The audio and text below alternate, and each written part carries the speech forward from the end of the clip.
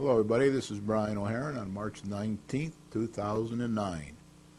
I was home sweet home again. Tonight we're going to be talking about a lot of the things that the Fed's doing to make mortgages cheaper and re-mortgaging cheaper as well. I'll talk about that later when we get to the Fed portion of the program. The first thing you'll see up here sooner or later is some kittens. I found this down at the college this week. There's a lady selling kittens. I didn't want to put her name and phone number up on the screen for her own safety. So if you're interested in any of these kittens, I think she's giving them away. They're young kittens, brand new. You can call the college down here in Winsted and probably either the library or the administrative office and try to get in contact with the lady who's selling the kittens. We'll show those a few times tonight. We're also going to show Tim Geithner, Secretary of the Treasury, since he's been in the news a lot this week, and we're going to show Ben Bernanke, Chairman of the Federal Reserve Board, and he's also been in the news a lot this week. So I hope you will enjoy that. There's been plenty of action this week in Washington, D.C. This week, a lot of this action might move us forward for a while at the risk of eventual inflation that the Fed Chairman, Ben Bernanke, thinks he can avoid. Ben Bernanke, remember, was a great student, has written many books about the Depression. So, you know, he's trying to avoid the same pitfalls that he wrote about when he did his history of the Depression.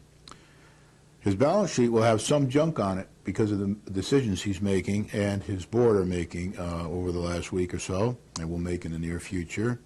But they can be transferred eventually to the Treasury at a later date if necessary. And remember, most of the things that the Fed uses their money for are for buying things that will be rewarding in the future and for loaning money that will produce interest and they hope to get back eventually, that kind of thing. So it's not like throwing money down in the wastebasket when you deal with the Fed. However, there is this constant fear of inflation. And right now what Mr. Bernanke is trying to do, as I said in previous shows, is keep us from deflating.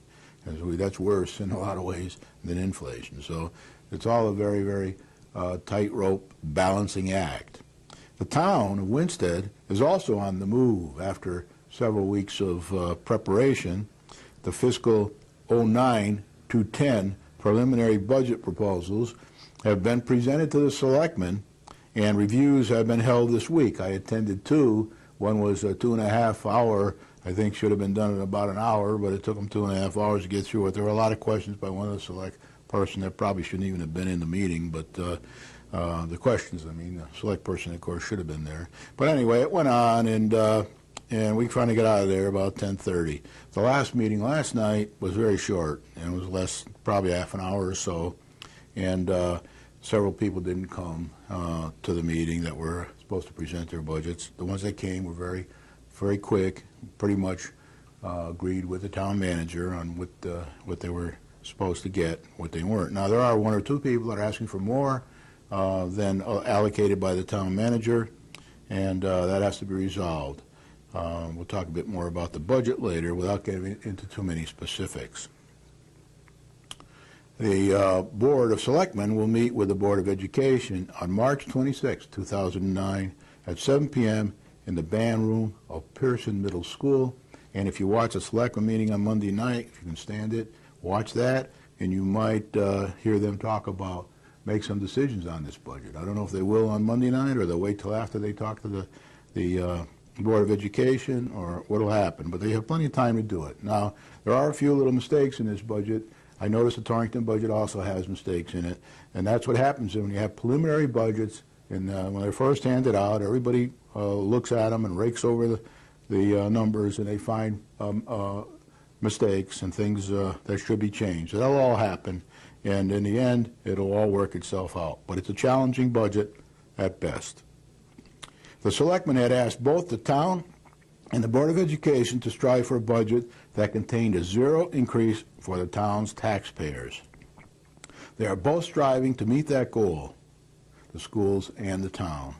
The managers throughout the town have been very cooperative and understanding of the economic situation that we're all facing right now. I'm pretty sure almost everybody is affected by that. The average household net worth has gone down about $18,000 since the recession, on average. Some much more, some less. The 2010 and 2011 budget may also be very difficult. Depends on how long we stay in this recession and how long it continues to hurt America, the state, and the town. When I sit through these budget reviews, and this is the 4th or 5th year I've been doing it, it is very frustrating. Matter of fact, the same thing happens every year. People come in, they ask for what they need. It's usually the same thing they needed last year, maybe a little less than they needed last year if they got a little increase. They need fire trucks, they need police cars, they need better computer systems, they need more people in some cases, like in the inspection area in the building department.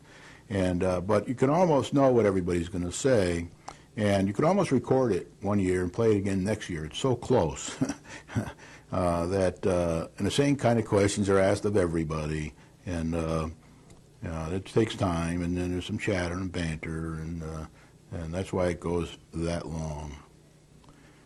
I think when I was working in business, I never was in a budget meeting for more than 15 minutes. Well prepared, knew what they wanted, did it. I think I got hammered the first time. That was the last time I ever got hammered in a budget review, because I had most of the answers that everybody needed. And I think most of the people here do have the answers. Sometimes I think people ask questions that, perhaps they shouldn't even be asking in these meetings, but most of the people are pretty well prepared that come in here. So I can't say enough. But they do mostly feel that they have to give a sales pitch for what they want, and you can't blame them for that.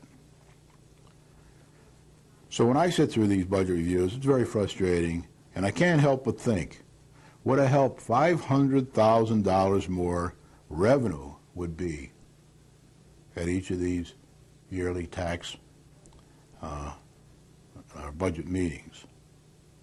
Or that would probably come from the development as soon as we get going down the corridor with that.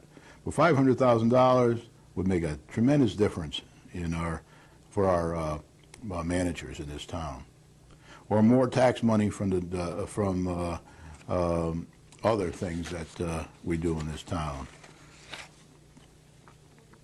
Property taxes will come, of course, when we get the developments in down on the corridor, and that's going to be between $5 and $10 million a year when they're all done, and that'll be many years away from now, but someday. But even just 500,000 of it or $1 million of it will make a tremendous difference to our budgets and our ability to buy fire trucks and police cars and computers.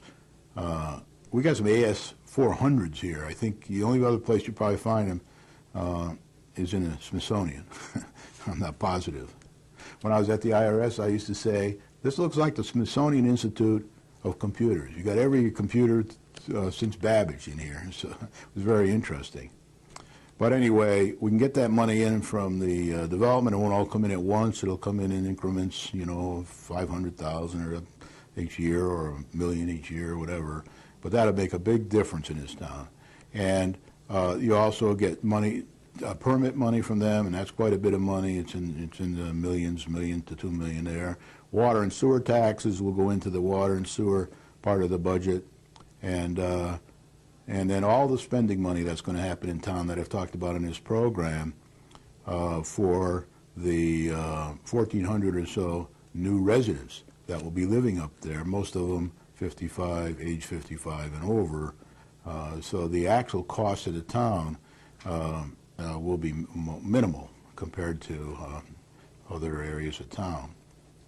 So what I want to say to you is, if you don't believe me, go sit through one or two of these budget meetings. The last one's tonight, and then the education and the selectmen meeting is on the 26th. I think that's a Thursday night. It's over at the Pearson Middle School, 7 o'clock.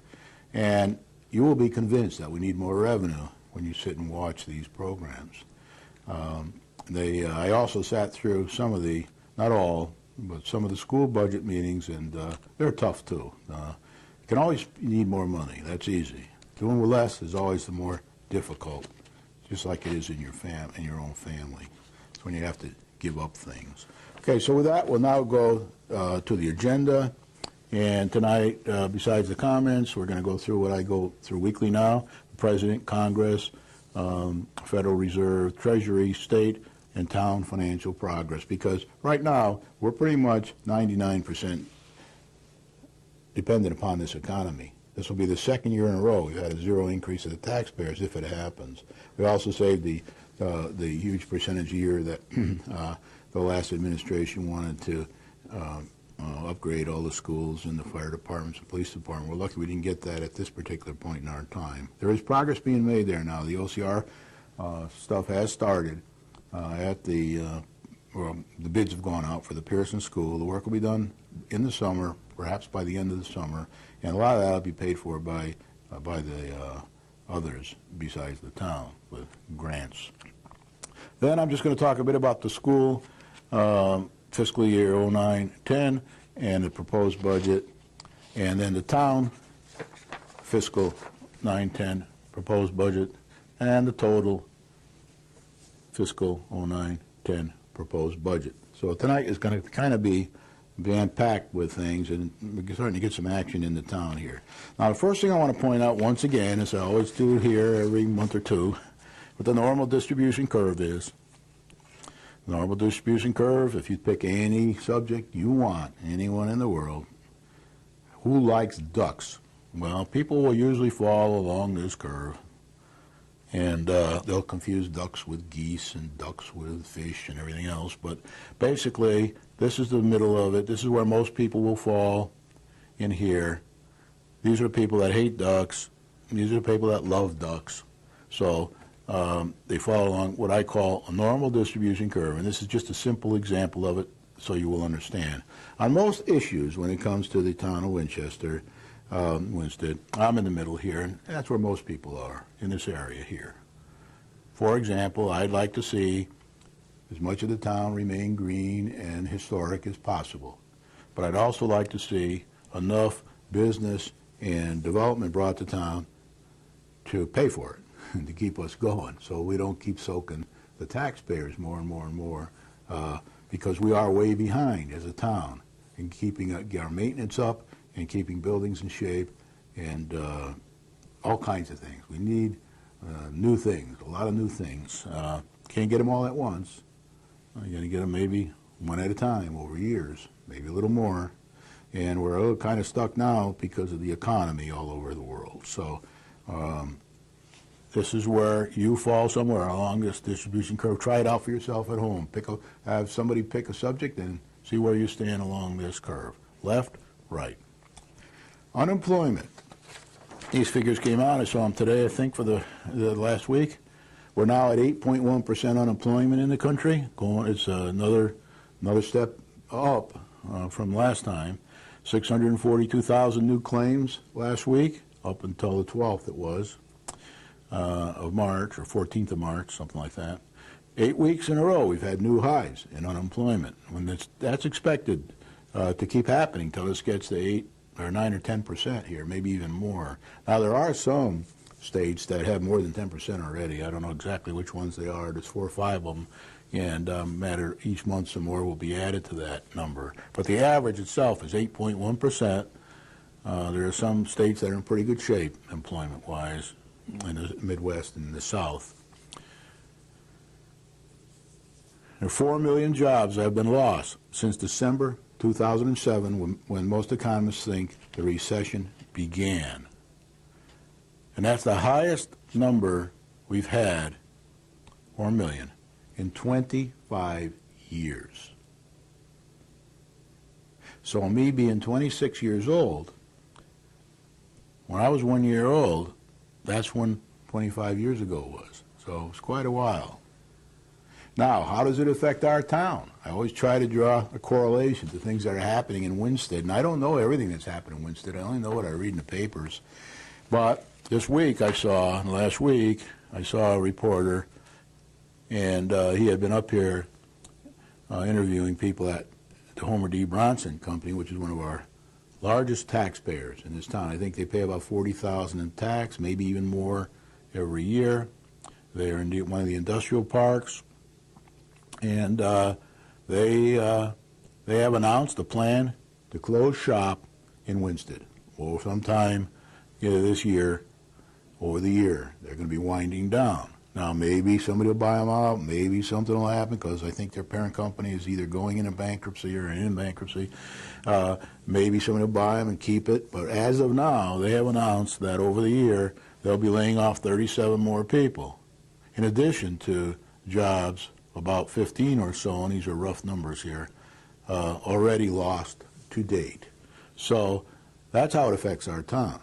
It affects our revenue by about $35,000-$40,000. It affects 37 plus 15 jobs, people that aren't going to be working and aren't going to be spending as much money in town perhaps as they had in the past. And there are other things happening in town. I know that some people were planning to add onto their factories. I know other people want to come here and do things, and everything's in slow motion right now. But I do want to say there is one bright side to it. I do talk to realtors, and they say if houses are properly priced, they sell. And they also say that there is activity. Businesses do want to come to town. There are probably 5 to 10 businesses that want to come to our town. And there are also a few that are closing down too, so same in Torrington. So it's a balancing act. But this has just been in paper. If you want to see it, go to either the library in town and the college or Beardsley Ann Memorial. Look in there more. I think it was in the Waterbury Republican where I saw it, and a few days later I think it was in the Torrington Register. Now, progress for this week. The President will attend the G20 meeting next month in London. That G20 meeting are the 20 more wealthiest nations in the world, and they will meet next month in London. This week's been a lot of fighting. I'm not going to talk about it too much here because I think it's off to the side. There was a lot of fighting about the AIG $160 million bonuses that were paid out to employees, and the administration now, President, wants conditions and limits on the next bailout funds. Today, as we speak, Congress is voting on the limitations. If people take money from the government, then they will be limited to how much bonus they can get, and these things will all be built in. Now, there's a lot of finger pointing going on down there, and a lot of inter-party, and people fighting with each other and blaming each other for this whole thing, because it could have been avoided many times over if the people had made the right decision. So you'll see a lot about that. I'm not going to talk too much about it, but the other thing good that the President wants, I think, is he wants a report each month from the largest 21 banks that have received government money. This report will state how much each bank has lent to small businesses. Remember, the reason to give them the money was so they could get lend it, a lot of it, to small businesses and to keep the credit flowing and keep things more liquid than they are now. All other banks receiving federal help must report every quarter. The administration wants to know, pardon me, what's happening with this money that they're putting out there, and they want to get some feedback. All banks have been asked to make an extra effort to increase loans to small businesses. Remember, small businesses employ 70% of the people in this country. So it's very, very important for small businesses like our little portion, Homer D. Bronson here, to keep going, or we lose the 37 plus 15 people, affects our whole town. This is part of a package that also includes reduced small business lending fees and an increase on the guarantees to some small business administration loans. So that's a step by the administration to help these small businesses and go in that direction. The President's also pushing Congress to agree the $3.7 trillion budget.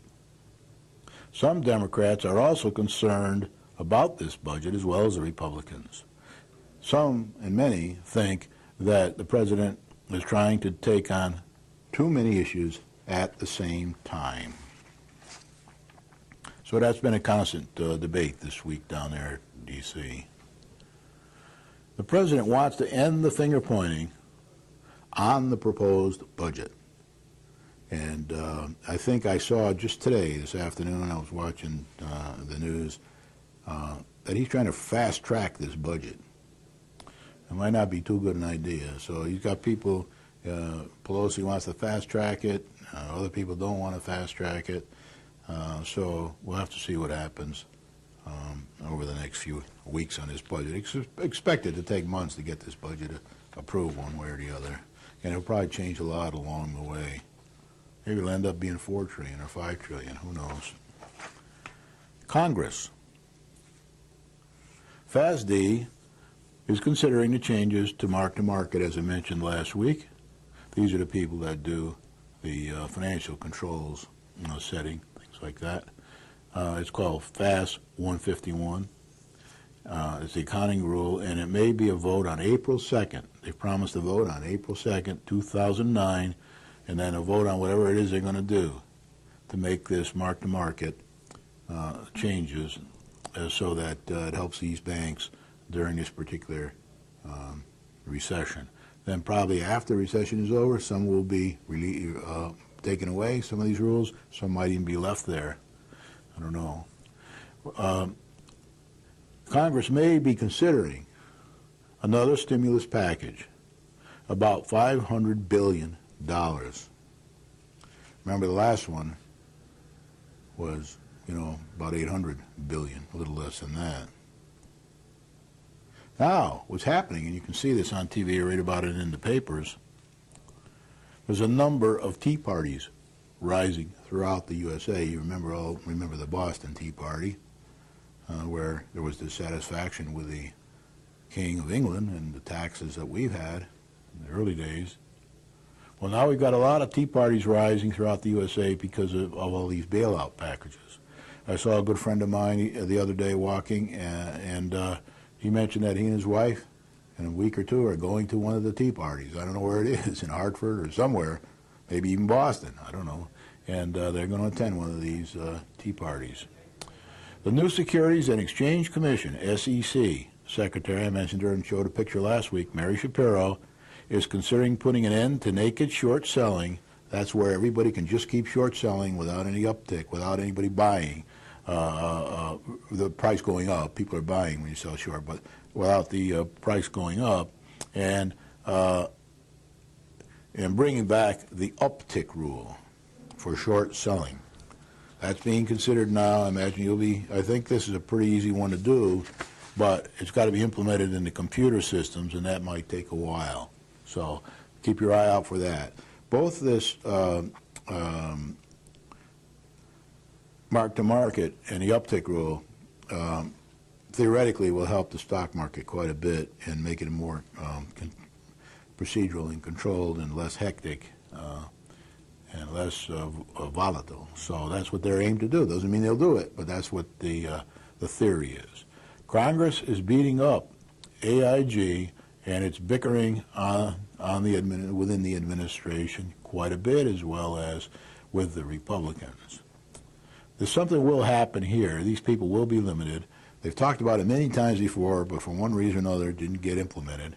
So that's what's happening now. So the moral of this story is, never have to be in such bad shape that you need to be bailed out by the government. Then you can run your own company, and you'll be happy ever after. New bonus for borrowers rule proposed as a result of the AIG controversy. I mentioned that. That's going to happen. Happening now. Today they're voting on it.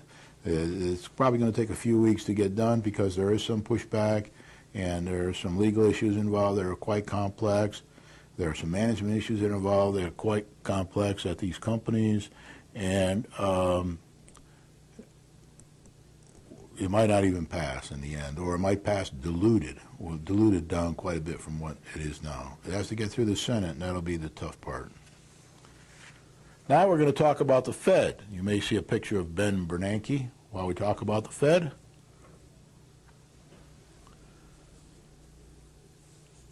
Ben Bernanke was on 60 Minutes this week. Well, I think the first time in many, maybe 25, 30 years that chairman of the Fed has been on that kind of a program. They're often on TV reporting to Congress and that kind of thing, but seldom do they go on these kind of shows like 60 Minutes or Saturday Night Live or anything like that. The Fed itself, which Bernanke is the chairman of, met for 2 days. They had a 2-day meeting this week.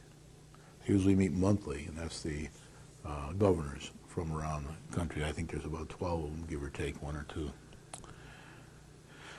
This week, they see the recession ending in 2009, and the economy perhaps starting to grow in 2010. And then this is, on the other hand, if the government plan to resolve the banking crisis succeeds. The Fed will begin to purchase. This is good news now for a lot of people here. The Fed will begin to purchase up to $300 billion long-term Treasury securities over the next 6 months. We've talked about this in the past, that it was a possibility. It's one of the tools that they have and they can use to try to help fight this recession. To help further drive down mortgage interest rates and other consumer debt, to help the crippled housing market. So because of this decision a day or two ago, the interest rates are already starting to drop some basis points and probably will do more. And it's also going to help with consumer debt because you'll be able to get cheaper interest rates on that. This has not been done since the 60s and will help, according to Bernanke. It should help lift Treasury prices and drive down their rates. Mortgage rates have fallen since that program was announced last year. The Fed will also boost its purchase of more mortgage-backed securities. Remember, those are the things that got us into a lot of the problem we're in right now anyway. Guaranteed by Fannie Mae and Freddie Mac. So they're providing a little feather bed there to Fannie Mae, Freddie Mac, and the borrowers of each. Remember, Fannie Mae now and Freddie Mac, they're 100% owned now almost, or by the government, by us, you and me. I once, about 10 years ago, spent 6 months or so at Freddie Mac, helping them get into all their modern computer networking system. I was like a manager for all the people from one of the vendors working with Freddie Mac. So I know quite a few people at Freddie Mac. The Fed will buy another $750 billion to bring its total to $1.25 trillion. So we're getting into some pretty big numbers here, the Fed helping these people out. The Fed will also boost its purchase of more mortgage-backed securities guaranteed by Fannie Mae and Freddie Mac. Well, I got that down twice. Sorry about that. Let me just say one thing on this here. This is repeated. This is new. But one of the criticisms about the years around the Great Depression, the FDR years, was they didn't spend money fast enough. They didn't move fast enough. They didn't spend enough money fast enough. So these guys down here in this administration with the Fed are trying to move quick, spend a lot of money, and do what I would call rifle shooting rather than shotgun shooting on this. Now, this Fed is totally different. They do rifle shooting. The Treasury kind of shotgun. They use a shotgun instead of a rifle. They try to hit many things with their shotgun, whereas the Fed is going down this quantitative easing route, one step at a time. If one step doesn't give them enough power, they add another step, and then they add another step. And then sooner or later, they'll start to loosen up when they see the economy picking up. So that's what you see here. So the Fed will also boost its purchase of Fannie and Freddie debt. That's different than backing the mortgage-backed securities and stuff. This is actually guaranteeing their debt, much like the FDIC would guarantee your money that you have in a bank. They will guarantee the debt for them. Billions more are being pumped into the economy by the Fed. It keeps going up. Later this month, the Fed will start providing up to $200 billion to spur lending for auto, education, that's student loans and things, credit card, and other consumer loans. The money will be lent to investors to buy up such debt. The program could generate up to $1 trillion of lending for businesses and households. It will be expanded to include commercial real estate at a later time. So quite a bit going on by Ben Bernanke and the governors of the Fed. They work kind of closely with the administration and the Treasury, and that's quantitative easing. And there's a lot of people in this economic area that think that this is the main thing that's going to get us out of this pickle we're in now. And a lot of the other stuff may hurt more than it helps. That's not my opinion. That's the economist's opinion. And there's a lot of difference of opinion there. Guess what? Falls along the normal distribution curve. If you ask an economist a question, you will find out that all economists fall on any question along this normal distribution curve. And they're like anything else. So there are some people that say shouldn't do it, and there are some people who say you should do it, and most people, economists, go along here. So when you see an economist show up on a program, you got to be careful what you hear, because he could be anywhere on this curve. He could be a lefty or a righty or in the middle or somewhere along the way here. So be very careful when you listen to economists. The Treasury. Now, the Treasury, you should be seeing a picture of Tim Geithner here. I took off the internet. He's under fire on AIG because he wrote a letter to Nancy Pelosi saying that he knew all about these loans, and for one reason or another, they didn't want to stop them at the time. There's a very complex situation here, so I won't go into it too much now, but you'll get it if you watch it on TV or listen to the radio. The Secretary is still having a problem getting qualified people to join his team, and it's mainly a vetting problem.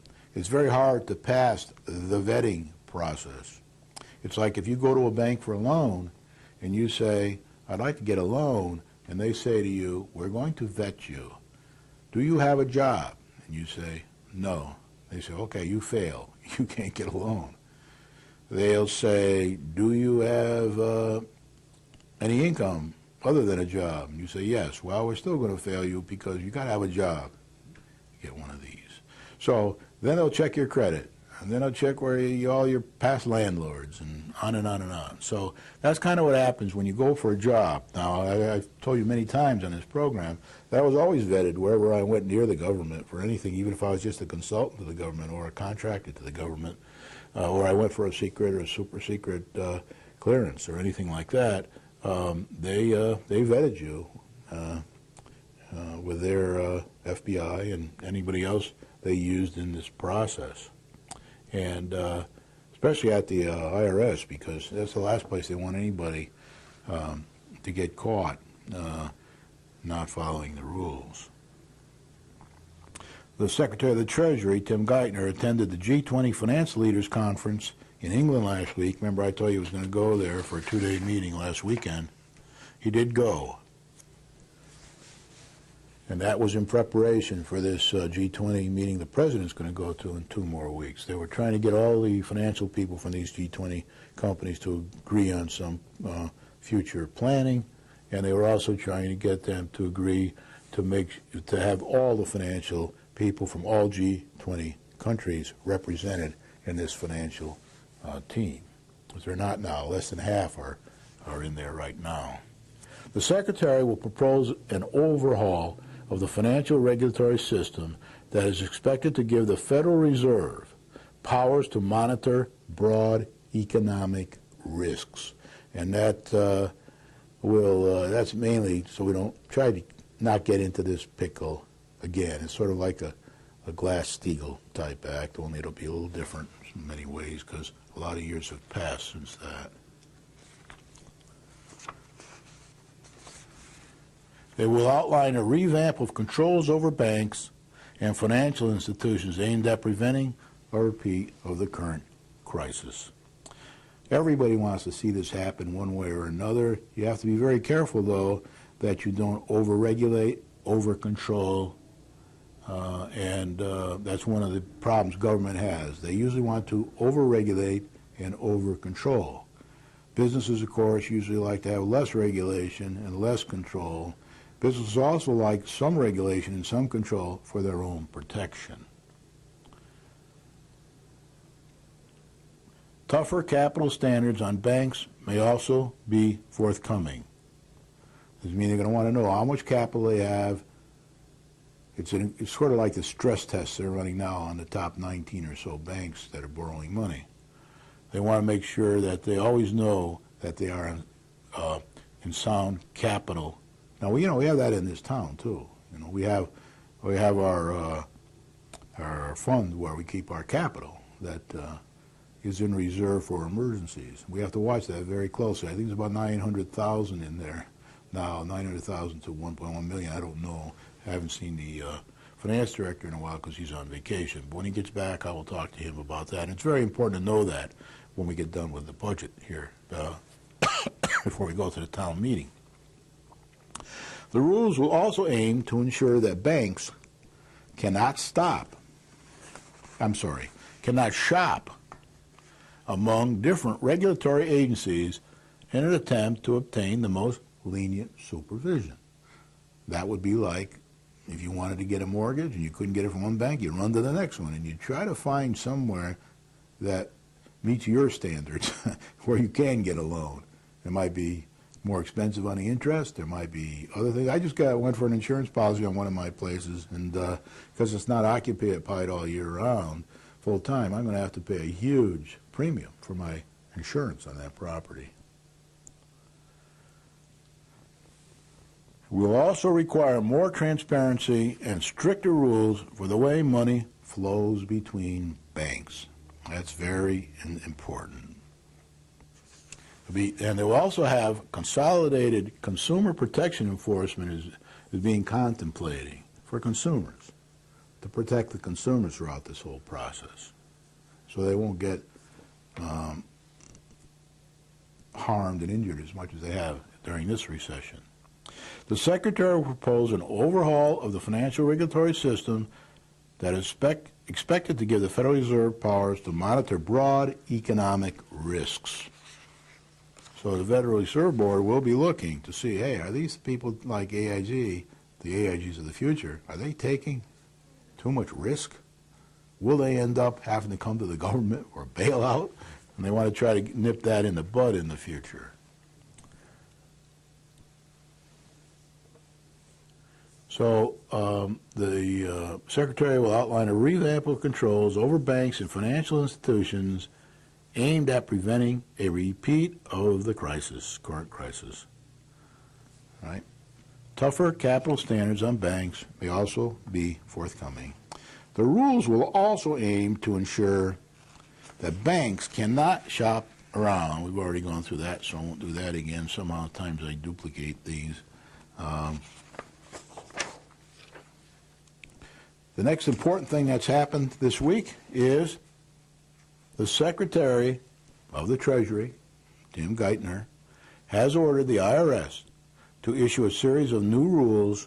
It's the IRS now, Internal Revenue Service, to issue a series of new rules for temporary but significant tax breaks, meaning that small businesses that earn up to $15 million will be eligible for a more advantageous set of tax breaks. That's to help stimulate these small businesses, help them get going and hire people, the 70% of the workforce that they hire in America. They'll be able to claim losses, these small businesses, for the past 5 years in the current year. These small businesses may write off up to $250,000 in investments this year. The small businesses can reduce estimated tax payments to 90% of the previous year's filing. The small businesses will be allowed to take larger depreciation deductions within the first year of property deductions. 75% of their capital gains will be excluded for those who invest in small businesses. The plan also includes $750 million from the stimulus package to immediately reduce lending fees and to increase the government guarantee on small business loans up to 90%. This goal is to unveil proposals at the G20 meeting in April. The goal is to unveil proposals at the G20 meeting in April, where the president will be, and to get other countries to try to do the same thing. One of the things that the president and the secretary of the Treasury and the Fed, they all want a whole world to do the same thing if they can, or at least the 20 largest and most and the richest countries in the world, because they feel that's necessary to help bootstrap our economy as well as everybody else's here. There's some agreement on that by the other countries. There's some disagreement. Most of the financial people that were at the Geithner meeting over the weekend last week kind of agreed with him that this kind of stuff was necessary. Okay, so now I'm just going to talk about the state. These slowpokes are still working on a distribution of Connecticut stimulus money to towns and cities, the same thing I said last week. Not much is expected for Winsted, according to the town manager and the selectman I talked to. We should know by mid-April. So our budget is in flux and will be in flux until we know from the state what we're going to get from them, and we know from the stimulus package, i.e. the federal government, what we're going to get from them. So it's very hard for us to pin down our final budget until we know that information, and we may even get less than we think we're going to get, and we might have to go back to the drawing board and manage it back some. So besides having a few errors in there that are inevitable in any budget when you put out a preliminary budget, especially when your finance director is on holiday, then you're going to have some rework to do. You're never going to find a budget that comes out as perfect the first time. It's going to have to be massaged. You have to talk to a lot of people. You have to get rid of misunderstandings. You've got to get the state information in, the final state information, the final Fed information this year because of the stimulus package. Then you'll be able to know. So be patient. It's going to take a couple months for all this to bed down. Some cuts in the state aid are expected one way or the other. The college may get some money for their desired nursing program. I saw that in the paper the other day. They're trying to add a nursing program, about 2,000 students or so down at the college. They've been working on raising money for that quite a while, and I'm hoping they're going to be a success there because that'll be good for our town to have more students. Be good for our country to have more nurses and our state. So can't argue with that. Now, as far as the town's concerned, the proposed budgets are in the hands of the selectmen now. I have a copy of the proposed budget. Here's one right here, and it's about 75 pages, something like that. It's got all the budget detail in. You can pick one up at the town hall in the town clerk's office if you're interested in going through the detail of this budget. The budget detail meetings are being held with selectmen and department heads. I went to 2 of those. There's one more tonight. I'll go to that as well. Information is preliminary. Some corrections and reductions are needed. Now, there was one select person there who was sort of picking on the town manager about this, but anybody who's been through as many budgets as these selectmen have, including the one that was picking on the town manager, they know that's how budgets are. You know, they're never perfect to start. Everybody has to work there around them. We have to get all the information from the state and the feds, and we have to have our finance director go over them, which he's doing on his holiday. Actually, he's actually going vacation. He's going over these budgets, and we expect him back soon. Well, I'm not sure exactly when he'll come back, but as I said last week, we're probably going to get $133,991 for Winchester Housing Authority, $142,658 Title I for K through 12 disadvantaged children. Winchester School District, we're probably going to get $375,000 or so. I think these have been pretty well confirmed. From the Children with Disabilities Education for the children with disabilities education at the Winchester School District. That's all 12 grades. Then 20,241 justice assistance for the town of Winchester. There's a lot going towards the police department there. More stimulus money may be received eventually when the state decides who gets what and when. Now remember, on the stimulus money, there are some conditions on all the stimulus money. It's good. These people, like the policeman said at the meeting the other night, they have to prove that this is going to create more jobs. That's what the stimulus money is all about, at least parts of it anyway. There are people who contend that a lot of the stimulus package, most of it, got nothing to do with jobs at all. But the policeman said the other night, as long as somebody in the state is going to get more jobs because of this money, then he will get it and he can spend it. And whatever he buys will probably create, say he buys computers, well, somebody has to make those computers. And that computer company will have to say, yes, this kind of money will help us keep people in jobs or supply, create new jobs. Now, as far as the budget is concerned, preliminary, very preliminary, as preliminary as you can get right now. The town manager's gone over it carefully, and so have the Board of Education and the superintendents of both schools, I guess. But the schools are $20,123,977. The town is $11,065,093, and the total is $31,189,070. And this is about $222,000 and change below the 208-209 budget. So it should represent a zero increase to taxpayers. Now, what I did was I put together a little index for the budget because they don't seem to have an index there. And I not only did an index, but I put them in order of expenses decreasing. So this is the most expensive one. The second page has the least expensive one. I also put the page numbers on here for each one. I put a percent. For example, the Board of Education is 65% of this budget. The police are 9% of this budget, give or take. The Highway Department is 6% of this budget.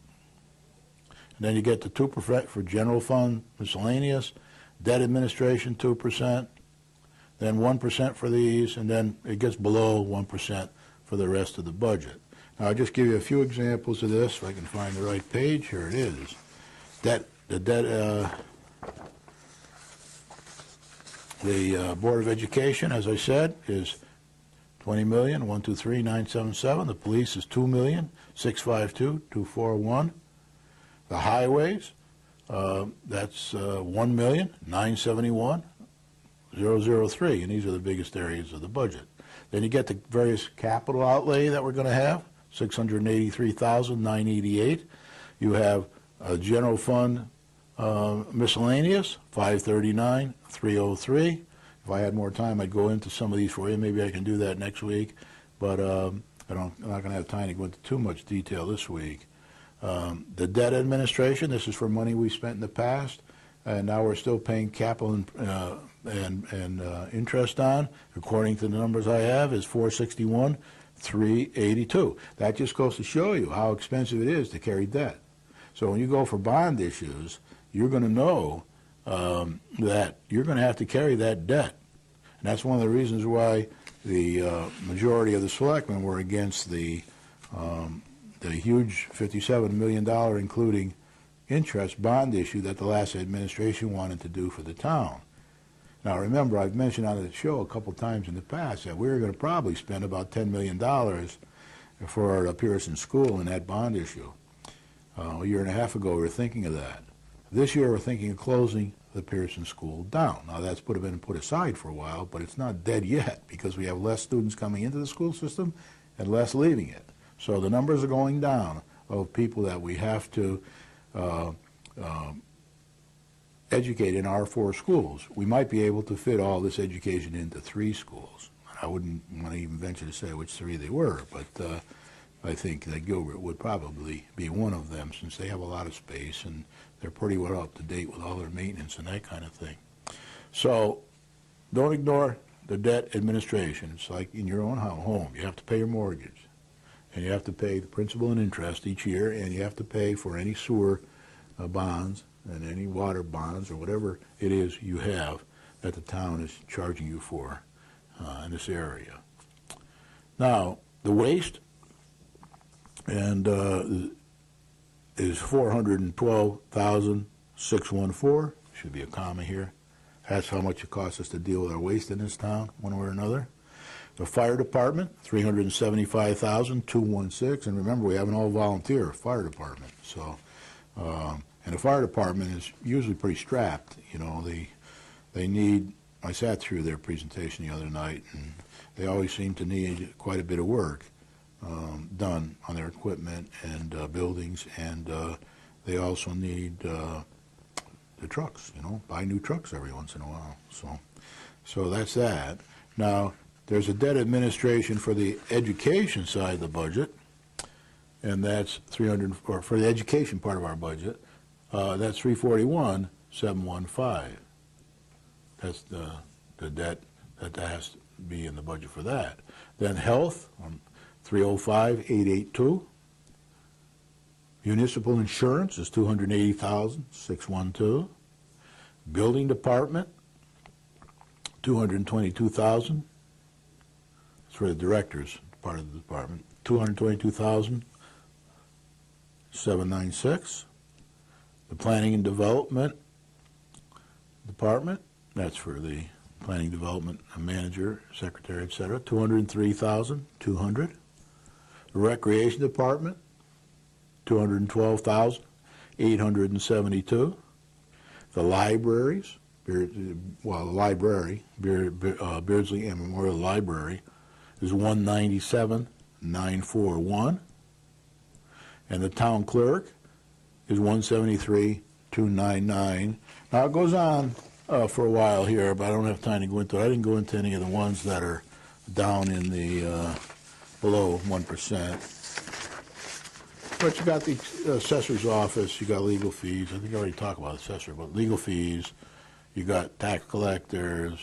Yeah, that's 80,000. Legal fees are 82,000. Civil preparedness is 76,000. Registrars 62,000. Cemeteries 56,000. There's a whole list of them here, and then until you get down to the cheapest one and the least expensive one, that's the Shade Tree Commission, which I don't think operates anymore. It's $0.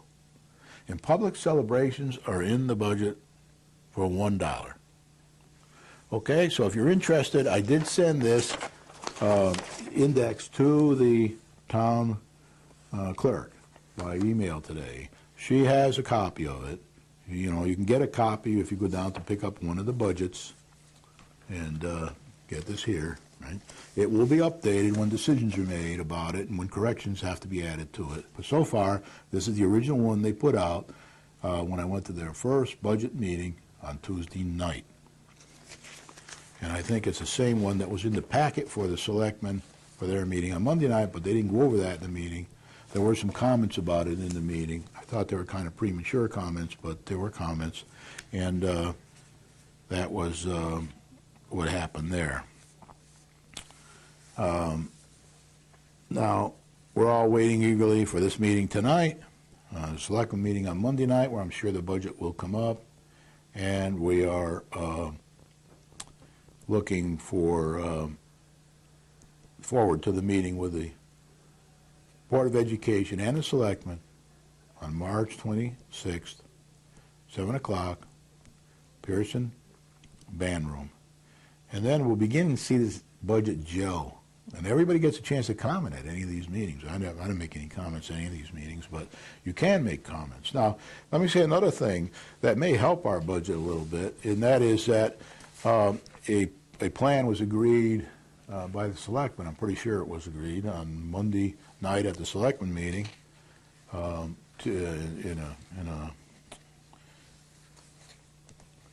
one of their secret meetings, executive sessions they call them, to offer town employees an early retirement plan. So they are going to offer that. I don't know who they're offering it to or what the rules are, because I haven't gone through it all. And then some people may be taking an early retirement. So that might help our budget a little bit, depending upon how everything works out there. So I only have a couple minutes available now. I want to say that's a pretty big, it's pretty busy now at the federal level. It's very busy at the state level, trying to get to April 15th when we should know where we stand. And it's extremely busy at the town level in trying to get to this zero tax increase for the taxpayers and still have a well-balanced school system and, as best you can under the circumstances, balanced town business. And but there's no doubt in my mind that we need more revenue. We need to work on that. We need to be busy as beavers. Busy, you know, we got to be the ant. We got to be preparing while the grasshopper fiddles off to the side. So if there's anything you can do to help, please do. Encourage people that want to help get more revenue into town by getting development going, either business development or homes. Get them elected. Get them to go run for office. Back the people in the selectmen area that do want to see these developments come in and do want to see more factories come into town, as well as see as much preservation of the green areas as possible. And there are some people on the Board of Selectmen, one or two, that aren't really have their whole hearts into these developments, into getting this revenue into town. So with that, I want to say, have a good week. It's very interesting. There's a lot of impetus in the stock market now, probably temporary, because of these decisions that were made by Geithner and Bernanke this week and their groups, and should all help us. But you know, the light of day is here. In another year or so, we should be much better off. Maybe two. We might have another yet zero budget to go through next year. We don't know. We'll know as time goes by. With that, I want to say thank you very much. I'll be back next week.